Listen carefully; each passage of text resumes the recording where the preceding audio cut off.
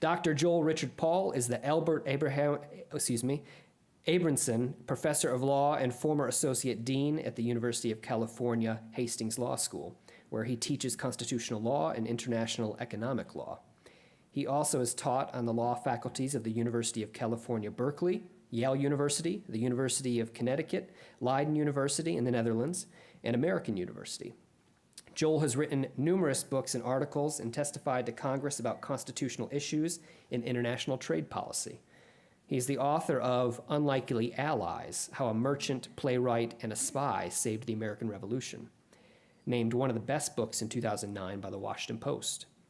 He recently finished writing a musical based on Unlikely Allies, which is being workshopped next month in New York.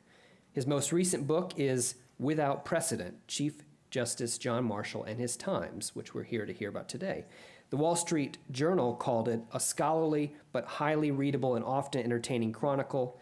Marshall's lasting achievements are ably served by Mr. Paul's deep-felt and penetrating biography. Please join me in welcoming Joel for his lecture on our work without precedent. Thank you very much, Jamie. Thank you very much for that kind introduction. Thank you to Jamie and to the board and the Historical Society for having me here today. I'm especially grateful to be back in Richmond, in John Marshall's hometown, where people, I think, live and breathe his legacy all the time. And can appreciate the significance of John Marshall's contribution to what our nation has become. When I started writing the book 7 years ago, I had no idea how popular a subject the Supreme Court was going to be. And my publishers were very gratified by that. And so as I travel around the country talking to different groups of people about John Marshall, it's clear that a lot of people have a feeling that something is slipping or something is changing in the country. There's a sense in which constitutional norms that have been around for a long period of time are suddenly changing at a very rapid pace. And normally when we think about constitutional norms or any kind of norms, we think of them as sort of slowly evolving over time, but we seem to be in a kind of normative earthquake.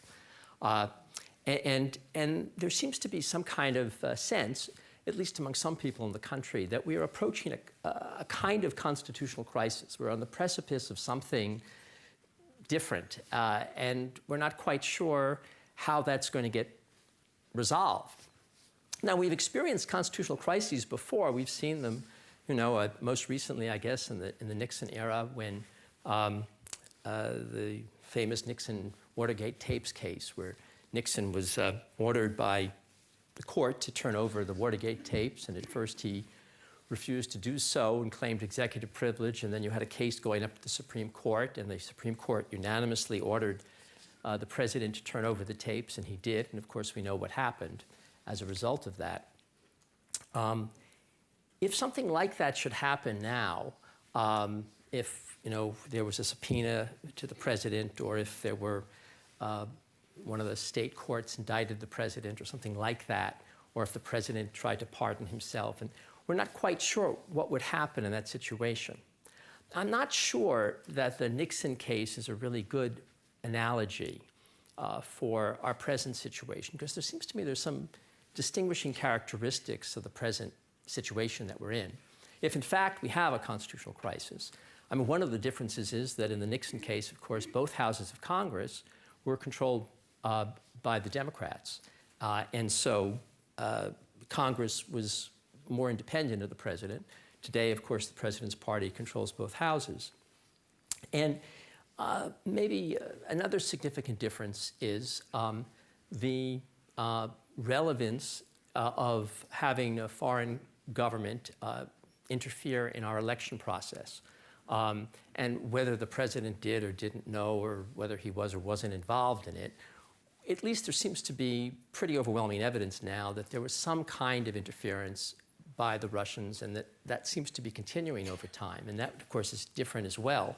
And then I guess the third aspect, which maybe makes a difference here, is that President Nixon, for all of his faults, was a guy who was trained in the law. He was someone who I think had a great deal of respect for the rule of law. And the president today has, from time to time, expressed a kind of a disrespect for legal processes, for the ordinary legal processes anyway. He's been critical of his own Department of Justice and critical of the courts in various cases that he's been involved in.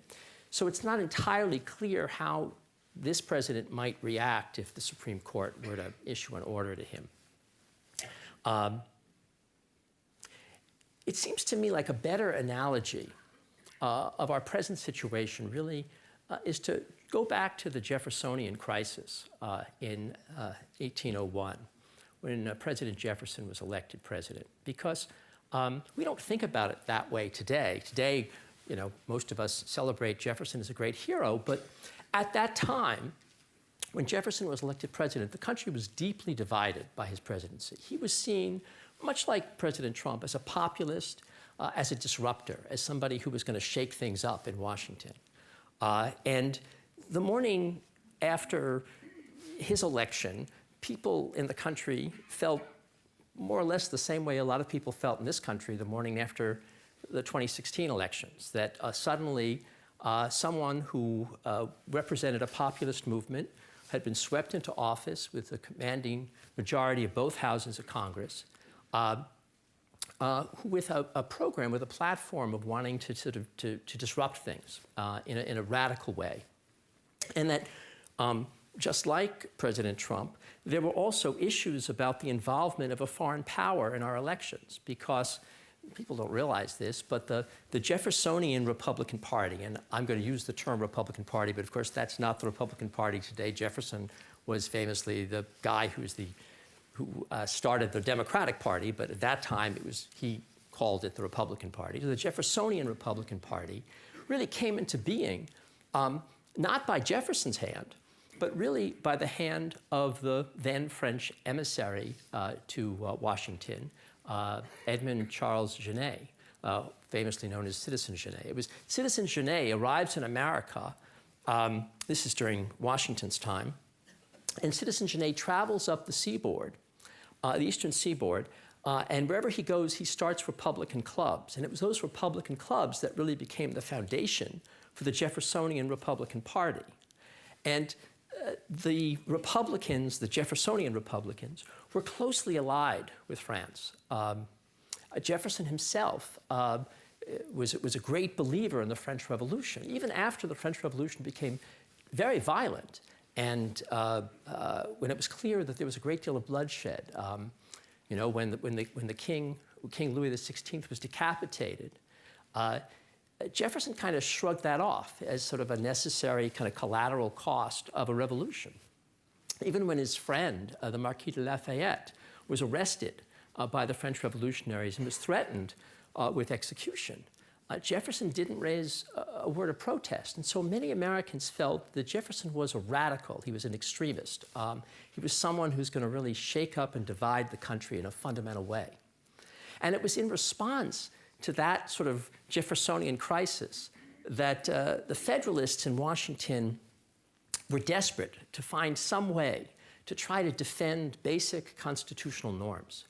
John Adams, then our president, decides that he's going to try to build a kind of bulwark against the influence of the Republican Party in our court system. And so the Federalist Congress, the lame duck Congress, in the month or so before Jefferson takes office, they pass, first of all, the 1801 Judiciary Act, which was an act that created all of our courts of appeal.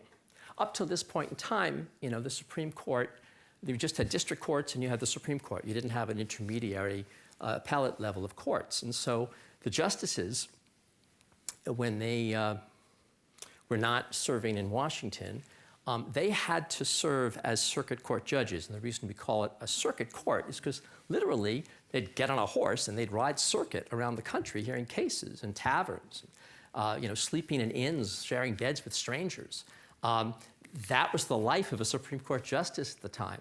So the circuit courts were created by the Federalists as a way of kind of putting their people in power to sort of hold back whatever extreme measures the Republicans might attempt to legislate. And then in addition to that, they also created the D.C. Organic Act, which was an act that created 42 justices of the peace in the District of Columbia.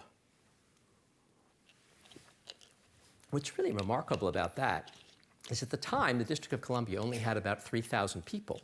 So you've got 42 judges and 3,000 people.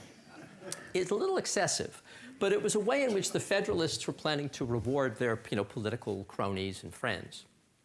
And then the third problem that Adams faced was what to do about the Supreme Court. The Federalists decided that they should shrink the size of the court down. So the court at that time had 6 justices.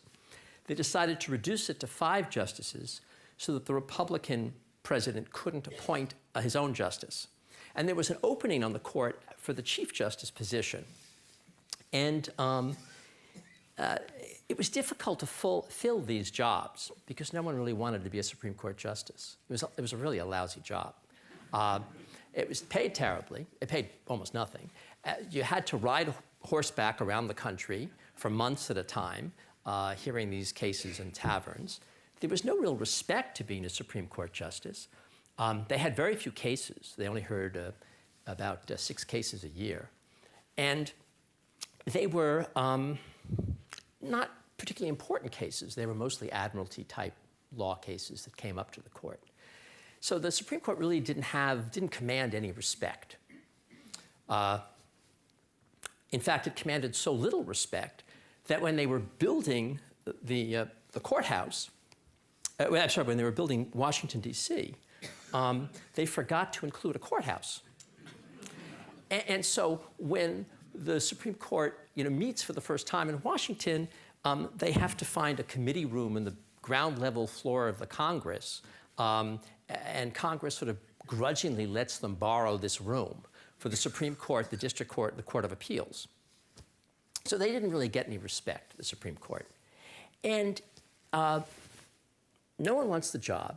There had been, at this point, 3 previous Supreme Court Chief Justices. John Jay, who quit to run for governor of New York, because that was considered a step up. Then there was, I just blanked on that, John Rutledge, who was appointed as an interim appointment by George Washington.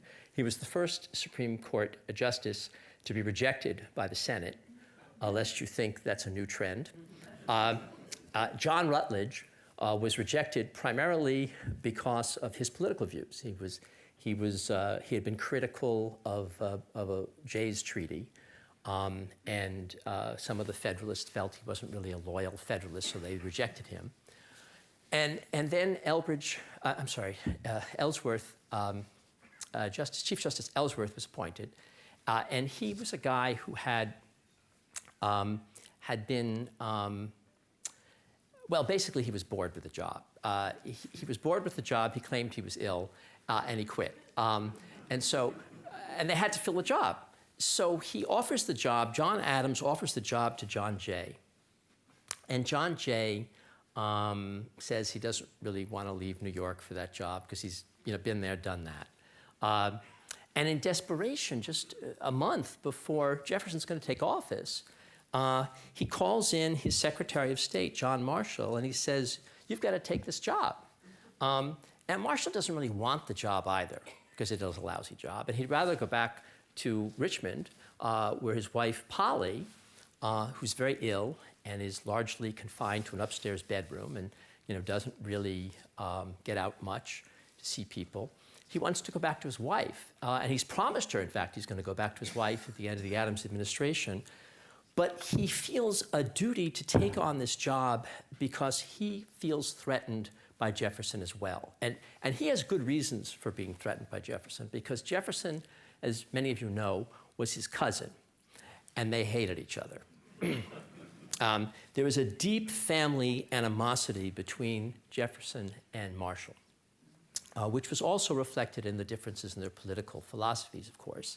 And it didn't help that John Marshall had married Polly Ambler, who was the daughter of Thomas Jefferson's first love. So you can imagine there's a little hostility about that. Anyway, John Marshall decides to take the job as Chief Justice. And let me read you a little bit about what Washington was like at the time when Marshall takes office. This is from my book, by the way. Washington in 1801 was what Congressman and Treasury Secretary Albert Gallatin called a hateful place, devoid of any real society or charm. There were scarcely 3,000 inhabitants, including at least 600 slaves. Clustered around the Capitol were 6 boarding houses, packed with members of Congress, sometimes 2 to a bed. A grocer, a tailor, a dry goods store, a shoemaker, and a laundry. That was it. The rest of the city still consisted largely of swampland, some would say it still does, forest and brush. Miles of unpaved and unmarked roads separated houses so that an invitation to dine often entailed an expedition of several hours with an uncertain outcome. In this social desert, men resorted to whomever was available for companionship and conjugation. As often happens, government provided an appealing market for prostitution. The Supreme Court under Chief Justice Marshall convened for the first time on February 2nd, 1801, in a dark, nondescript ground floor room in the north wing of the unfinished Capitol. The planners of the capital city had neglected to build a federal courthouse, so only a few days prior, Congress had grudgingly agreed to let them use Committee Room Number 2, which they shared with the Federal District Court and the Court of Appeals. The room was the size of a small classroom and unadorned except for the crimson robes edged in ermine that hung on pegs in one corner. There were 2 windows facing west that overlooked a swamp, a line of poplar trees, and a muddy creek that some wit had named the Tiber after the river in ancient Rome. There was no formal bar or bench, and the justices sat behind a table facing the lawyers and a few rows of chairs for a scattering of spectators. The public had little interest in the court's languid calendar with an average of 6 cases a year. This prosaic scene and the physical location of the court underscored the lowly status of the nation's highest court. Chief Justice Marshall sat wedged between his more rotund colleagues. They were all men of far greater experience and learning than Marshall. On one end was the aged Justice William Cushing. He was the first Associate Justice appointed by George Washington and probably the last American judge to wear a horsehair wig. His shoe buckles and his 3-cornered hat branded him as old-fashioned, and he wore that brand with dignity. Then there was an empty seat for Justice William Patterson of New Jersey, a boisterous Irishman with a lively intellect and shrewd political instincts. Since the court's docket had nothing of significance, and since Washington was such a dismal place in the winter, Judge Patterson had decided to delay his return in the court until spring. And then came Justice Samuel Chase of Maryland, who resembled a bear with his bulky mass and his fierce demeanor. His rough complexion earned him the nickname Old Bacon-Faced Chase. Chase's views and fiery personality led to a controversy that would ultimately threaten the court's independence and test Marshall's political instincts. Finally, there was the puckish Justice Alfred Moore from North Carolina, who, like Marshall, had just been appointed by President Adams. At slightly more than 4 feet tall, Justice Moore peered from behind the table like a hand puppet between his much larger colleagues. Unlike the other justices who dressed in the elegant gowns favored by the British High Court judges, Marshall wore a plain black robe that hung loosely on his tall, narrow frame. Marshall's robe was a symbolic gesture. He toned down the judiciary's pomp to conform to the classical simplicity that was favored by the Republicans. But it wasn't merely for show. Marshall's manner and dress were always plain and simple. Even when his innate intelligence and personality had thrust him into the public eye, he never forgot who he was or where he came from. His manner was entirely ordinary. He was not a philosopher like Jefferson. Marshall's federalism sprung not from a theory, but from his practical experience as a frontiersman, a soldier, and an attorney. The contrast with the Republican Jefferson was striking. Jefferson lived his life on a grand scale. He extravagantly squandered his family's fortune to perfect his classical home at Monticello. He much preferred scholarly pursuits and practicing his violin to indulging in the sweaty give and take of politics. Jefferson may have loved humankind, but he was not especially fond of people. Though Marshall belonged to the party of elites, he practiced republicanism in his everyday life. If Jefferson lived his life in poetry, Marshall lived his in prose. For Marshall, the struggle for human dignity was experienced in the cases he fought and in the humanity and respect he showed to the least among us in his quotidian routines. So that gives you a sense of what Marshall was facing when he came to office. And the Republicans, of course, once they take office, are going to fight back. And the first thing the Republican Congress does is they pass the Repeal Act that repeals the Judiciary Act that the Federalists have just passed in 1801. So an 1802 Repeal Act eliminates the circuit courts, which is a little bit strange because our Constitution says that you can't fire judges, that judges have lifetime tenure. But effectively, the Republican Congress fired all of the judges who had just been appointed. And they also decided that they would simply cancel the Supreme Court's term for that year because Jefferson did not like the idea that Marshall, his cousin, was now going to be Chief Justice. And at the same time, the Republican Congress initiated a process of trying to impeach the Federalist judges from office. And so they started with Judge Addison in Pennsylvania. They impeached him and convicted him. Then they went after Judge Pickering in New Hampshire, and they convicted him. And then the third judge they went after was Justice Samuel Bacon-Face Chase. And everybody understood that Chase was really just a proxy for John Marshall, that really what Jefferson and the Jeffersonian Republicans wanted to do was to rid the influence of the Federalists, especially John Marshall, in the federal judiciary. And it's in that environment that the famous case of Marbury versus Madison occurs. William Marbury was a guy who had been appointed to one of these D.C.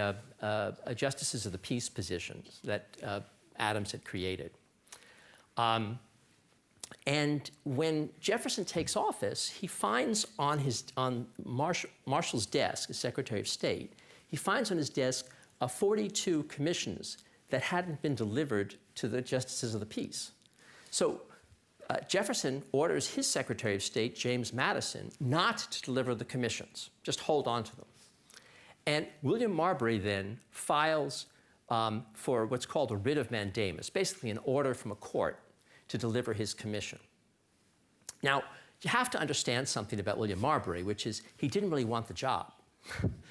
He didn't need the job. The Justice of the Peace position was basically, it was unpaid, first of all, and second of all, their jobs were primarily to arrest prostitutes and drunks. And William Marbury was the president of the largest bank in the District of Columbia. And he came from a wealthy, socially elite family in Maryland. He didn't want this job. He wanted to embarrass Thomas Jefferson, and he wanted to go after James Madison. And so he files this writ of mandamus. And this creates a problem from Marshall's court. First of all, they filed a writ of mandamus in the Supreme Court under something called Section 13 of the 1789 Judiciary Act. You don't need to. There'll be a question and answer period afterward, which I'm not going to test anybody. But the 1789 Judiciary Act establishes the jurisdiction of the Supreme Court and the other courts. And basically, he files for this writ of mandamus from the Supreme Court. And it puts Marshall in a very awkward position. There's really two problems in this case. The first problem is an evidentiary problem. How do you prove that this commission was actually issued? I mean, the commission had been, authorized by Congress. Congress had appointed, had approved, had given its advice and consent to the appointment of William Marbury. And, the commission had been sent over to the Secretary of State's office, and the Secretary of State had put the Great Seal of the United States on the commission. It just hadn't gotten delivered. But how do you prove that the commission is there if you don't have the physical evidence of the commission? Well, the way in which they got around that problem was that John Marshall's brother, James Marshall, submitted an affidavit.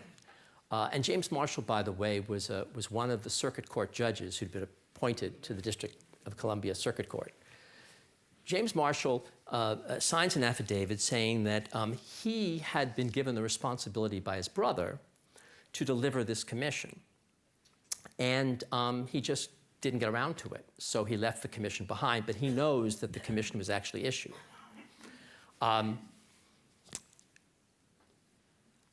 The problem with that is, it turns out it's not true. It turns out that the best person to prove that this commission had actually been issued was John Marshall, but of course he couldn't submit evidence to his own court as Chief Justice. So he wrote to his brother and said, I did this really stupid thing. I forgot to deliver the commissions. What am I going to do now? And his brother signs an affidavit which is almost certainly false. Marshall essentially suborns perjury in his court to get into evidence the fact that these commissions were issued. Now, that sounds really terrible, and it is terrible, and I'm not suggesting that we should go along with that. Perjury is a bad thing. But this was a situation where the Republicans kind of had the Federalists over a barrel. They basically refused to deliver over to the court the congressional record showing that the commission had been approved by Congress. They wouldn't admit the evidence into the court, and even James Madison refused to show up in court. So James Madison, the father of our Constitution, is being sued in this case, and he refuses to show up. That's how little respect the Supreme Court commanded at the time. Well, the other problem in the case is that Marshall knows that there's no possibility that if they issue an order to James Madison to deliver over the commission to William Marbury, that Madison's going to listen to the court, because the court's kind of in irrelevancy at this point in time. So he's got to find a way to somehow not do that thing. But at the same time, he wants to make a point about the court's independence and its standing. And so what he does is he gets the court to agree to issue a unanimous decision. Now, up to this point in time, courts in the United States didn't issue official opinions. Each judge would write his own opinion in the British style. But Marshall came up with the idea that the court should issue one opinion, should speak with one voice, because it was important in this environment in which the court's independence was really being threatened, that they all come together and they speak with one voice. So they did so, and he writes this opinion where basically he says, James Madison and Thomas Jefferson are in violation of the law. Congress passed this commission. Congress authorized this commission. The commission was signed and sealed, and it should have been delivered, and the failure to deliver the commission is a violation of the law. But, he says, we don't have jurisdiction to hear this case. Now that's a little strange, right? Because normally courts don't decide the merits of a case before they decide that they have jurisdiction to hear the case. But Marshall is asserting that the reason they don't have jurisdiction is that this Section 13 of the 1789 Judiciary Act, the one that said the court could issue writs of mandamus, is actually in conflict with Article 3 of the Constitution that created the Supreme Court. He says that Article 3 didn't imagine that the Supreme Court could issue writs of mandamus. So Congress couldn't add to the court's authority the power to issue these writs. And so he says, where you have a conflict between the Constitution and a law, the law must fall, that the Constitution takes precedence, and we, the court, are the ones to decide when the Constitution takes precedence over a law. This is, of course, the principle of judicial review. Now, most people attribute to Marbury versus Madison the significance that it establishes the principle of judicial review. That is not true. In fact, during the ratification debates here in Richmond, John Marshall himself made the argument in the ratification debates, as a delegate to the ratification debates, that under the Constitution, the courts would be able to strike down statutes that were unconstitutional. And most people, even Thomas Jefferson, agreed with that principle.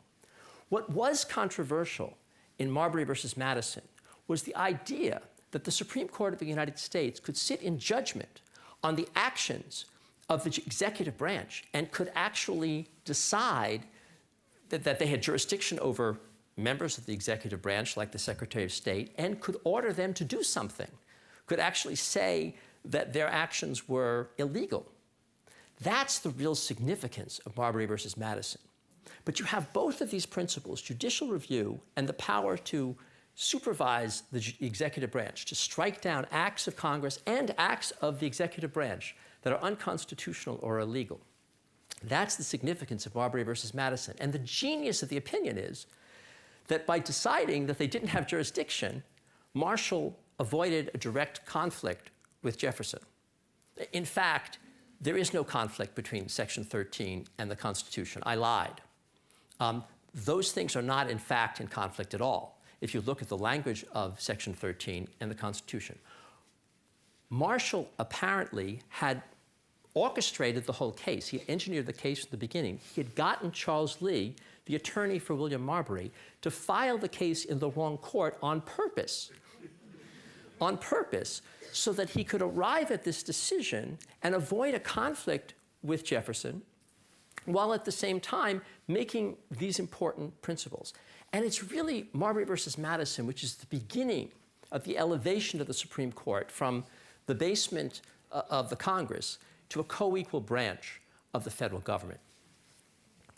So who was this guy, John Marshall, who could invent the law this way? Where did he come from?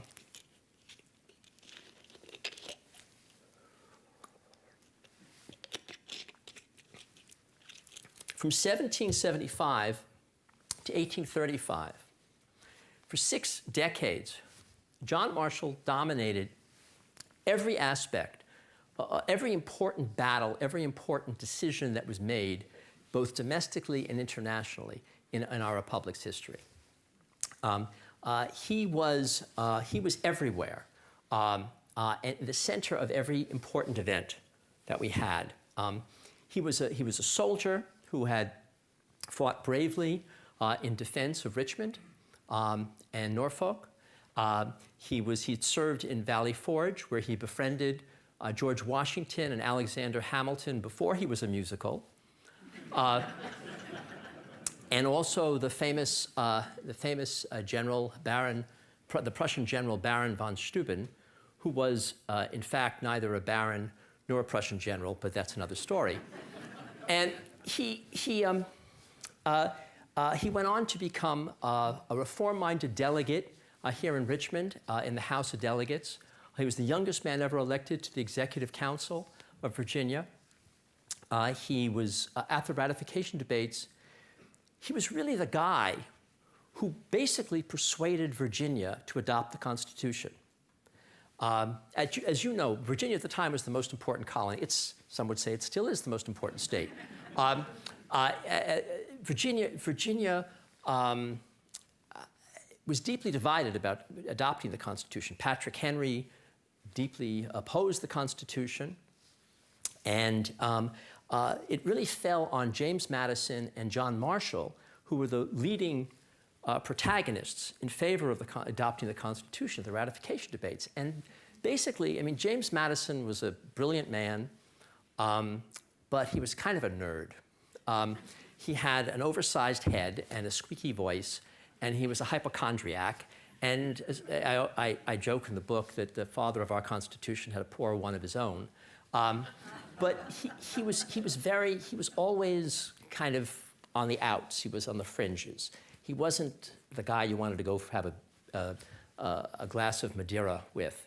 But John Marshall was that guy. He was a very gregarious, outgoing, optimistic, positive, funny fellow with great stories. And he really managed to win over the delegates. And at the ratification debates, the Constitution is finally ratified by only 10 votes. So imagine without John Marshall there, it probably wouldn't have happened. And without Virginia, we would not have had our Constitution. We wouldn't have had George Washington as president either.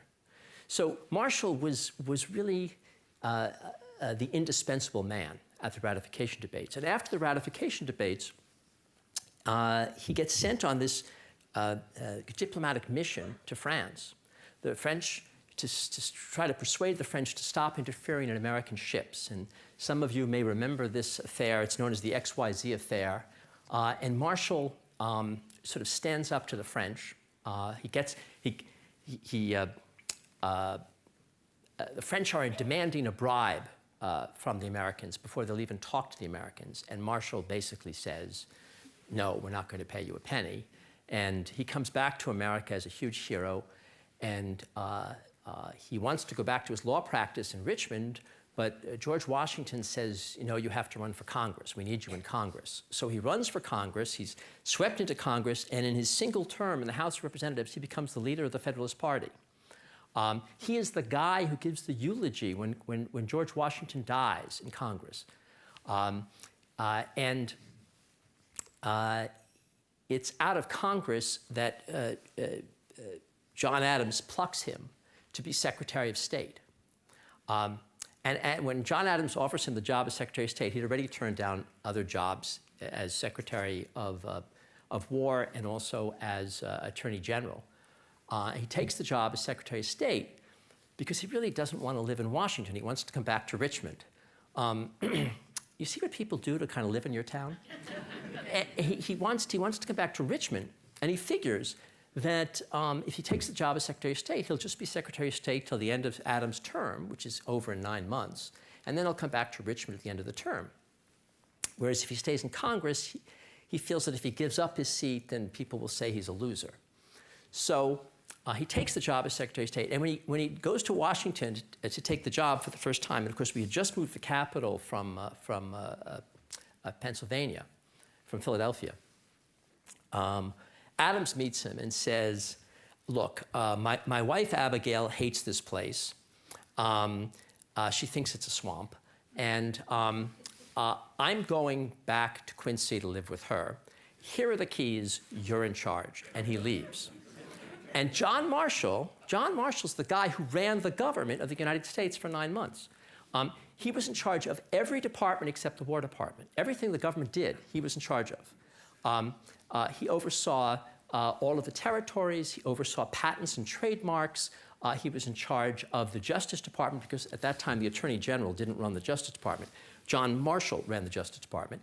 And he actually supervised the completion of Washington, D.C. He did all of that, while at the same time we were threatened by war with France, Britain, Spain, and the Barbary pirates. And he is literally fighting off all of those 4 powers while running the government with 9 people in his office as Secretary of State. And he manages somehow to sort of navigate his way through all of these domestic and international controversies. until finally, of course, he's appointed as Chief Justice. And as Chief Justice, you know, most people, when you mention John Marshall, when I tell people I'm writing about John Marshall, people would say to me, you know, what, Marbury versus Madison, how much of a book is that? That's all people know about John Marshall. And that case, in some ways, has eclipsed all of his other accomplishments. And even as Chief Justice, he did far more than that. I mean, he establishes the principle of judicial supremacy, the supremacy of the Supreme Court. But he also establishes the principle of the supremacy of Congress, the notion that Congress had the authority to regulate the states in ways that would help to knit our country closer together and build a national economy. And part of the reason he did this, and you have to understand this, is part of the reason he did this was because he saw the possibility that at some point in the future, Congress would be able to regulate slavery out of existence. And when, you know, one of his famous cases, McCulloch versus Maryland, some of you may remember that case, a case about the power of Congress to create the national banks. That's not about the power to create national banks. And Gibbons versus Ogden isn't about the power to regulate navigation either.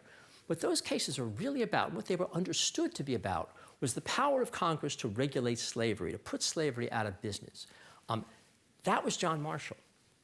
And John Marshall was also the guy who first introduced the idea that international law is part of our law, and that not just American citizens, but also aliens have rights that are protected under our Constitution. He introduced the principle that, I'm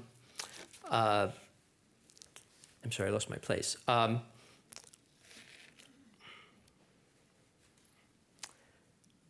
Right. He introduced the principle that corporations were legal entities, that they had rights as legal entities. And he protected the rights of corporations and of private colleges and of private property. He also, importantly, protected the Indian tribes. He established the idea that the Indian tribes were sovereign relative to the states, and that the states couldn't interfere with the Indian nations. And finally, he also, and perhaps most importantly, he really safeguards the freedom of speech at a time when Jefferson was really proposing a doctrine that would have threatened freedom of speech in this country. This was during the trial of Aaron Burr, and Jefferson, in desperation to try to get Aaron Burr convicted, proposes a theory known as constructive treason, which was an ancient British doctrine that the British had long since given up. But the idea of constructive treason was that anybody who insults the crown, anybody who insults the sovereign, can be convicted of treason. And Jefferson's position was that, you know, Aaron Burr had insulted him and that he should therefore be hung. John Marshall was the guy who said, no, you know, our Constitution, our First Amendment repudiates the principle of constructive treason. And it's because of John Marshall's decision in that case, which of course aggravated Thomas Jefferson, that Thomas Jefferson today is thought of as a great civil libertarian and not as a bloodthirsty tyrant who was responsible for executing his own vice president. I mean, it's John Marshall who really redeems Thomas Jefferson's reputation. And he did all of these things as Chief Justice. And really, in my view, there's no one in the founding generation of all the great Virginians, there is no one who had a more enduring impact on what our country has become than John Marshall. And there's no one who did more than John Marshall to preserve the delicate frailty of the fledgling republic. All of that is his legacy. How am I doing on time? I'm running out of time. Let me stop there and ask you if you have any questions.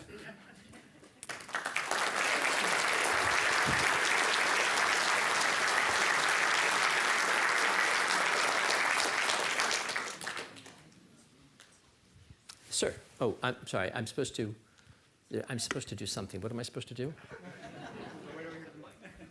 Oh, there's a mic up there.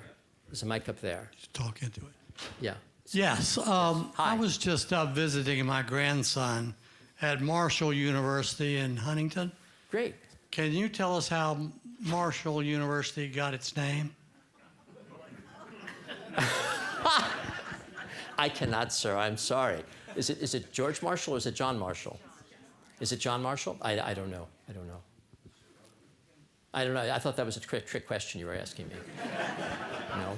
Okay. No geography questions. I'm really bad at geography. You Yes, sir. mentioned the Native Americans issue of their sovereignty.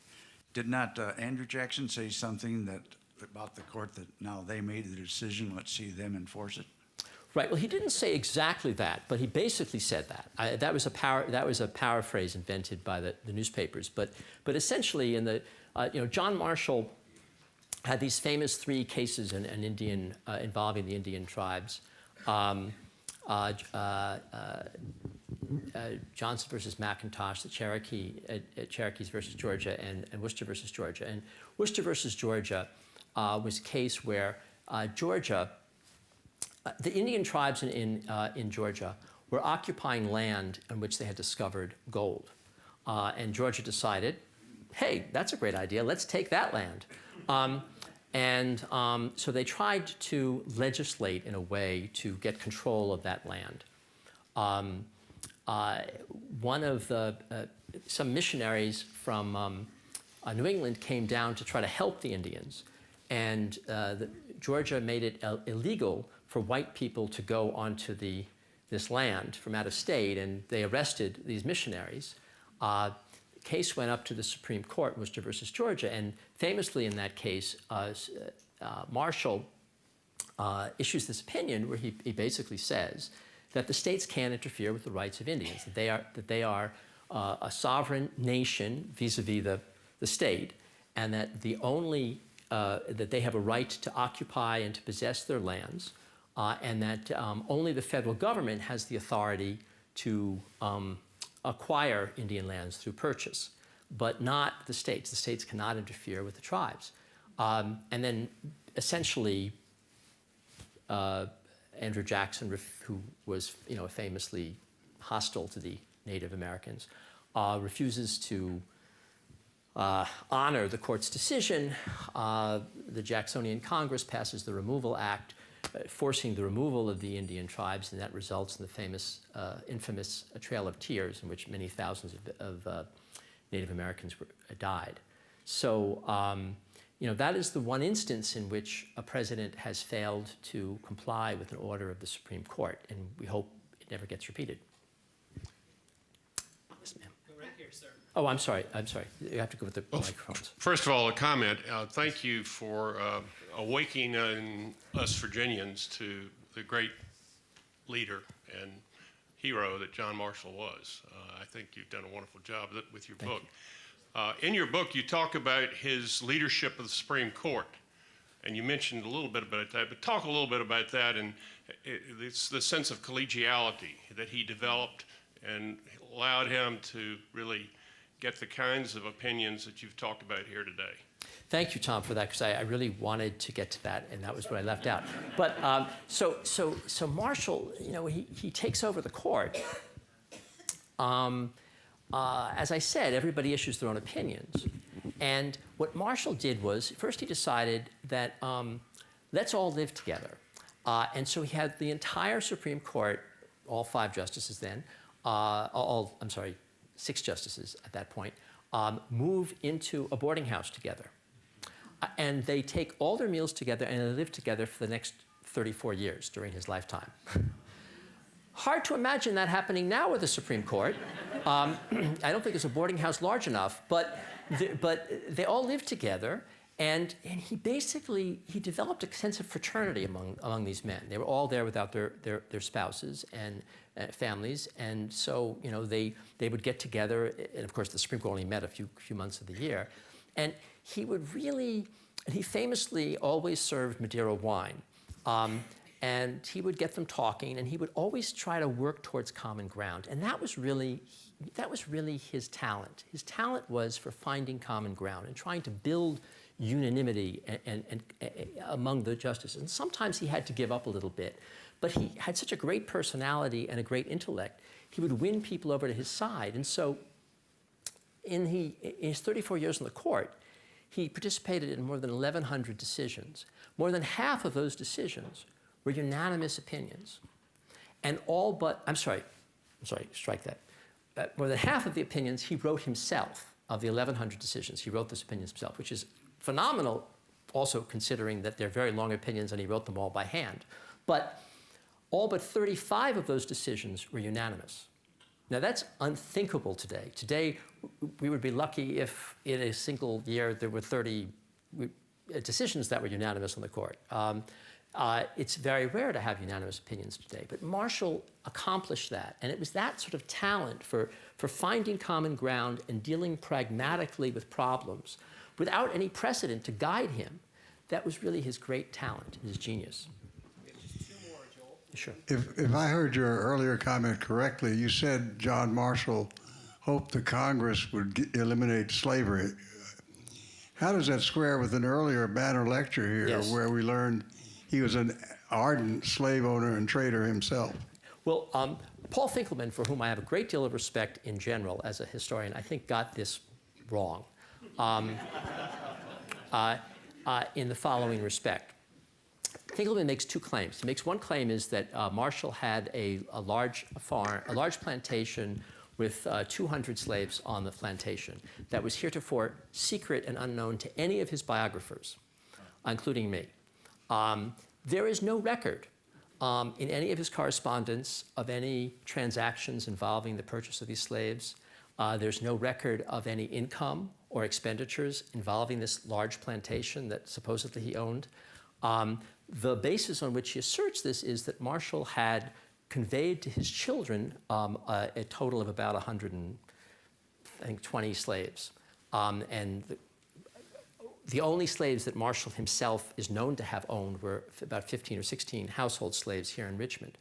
So the question is, where did these 120 slaves come from? I have no idea where the 120 slaves came from.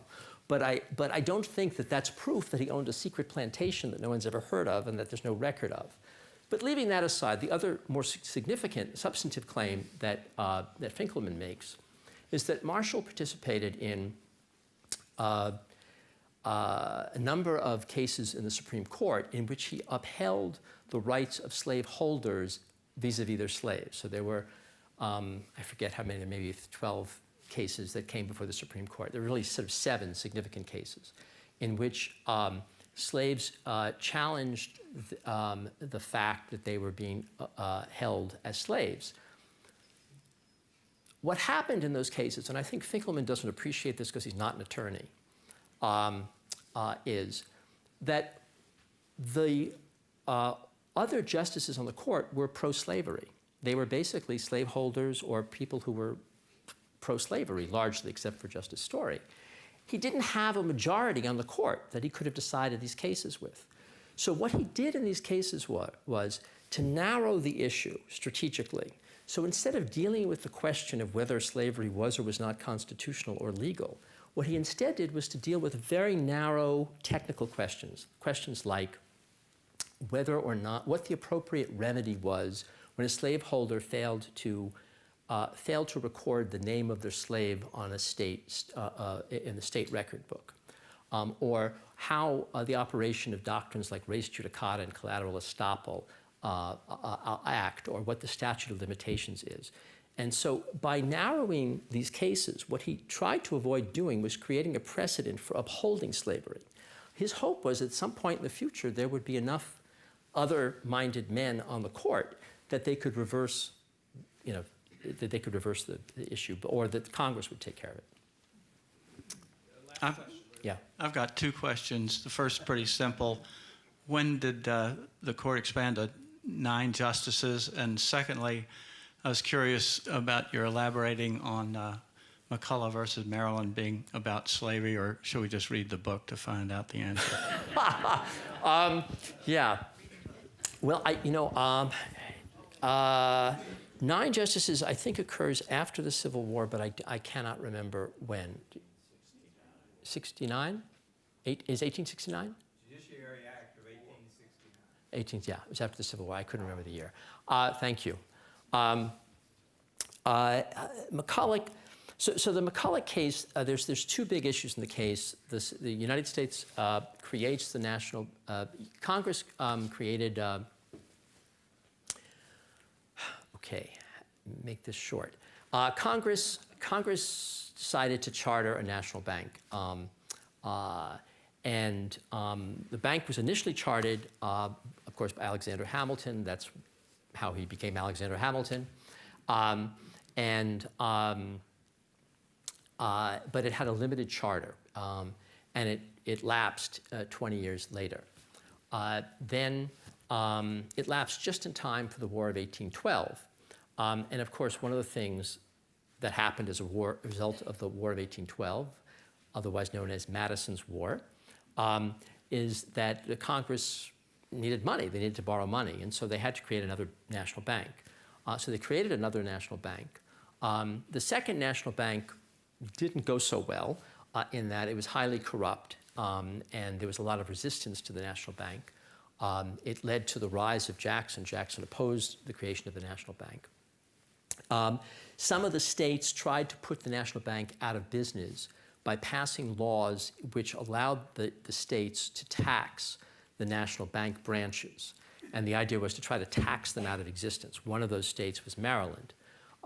In the case of McCulloch versus Maryland, basically, it was a challenge to the power of Maryland to tax the national banks. There's two issues in the case. One issue in the case is, can Congress have the power to create these national banks? And secondly, if so, do states have the power to tax a federal agency? And as to the first question, Marshall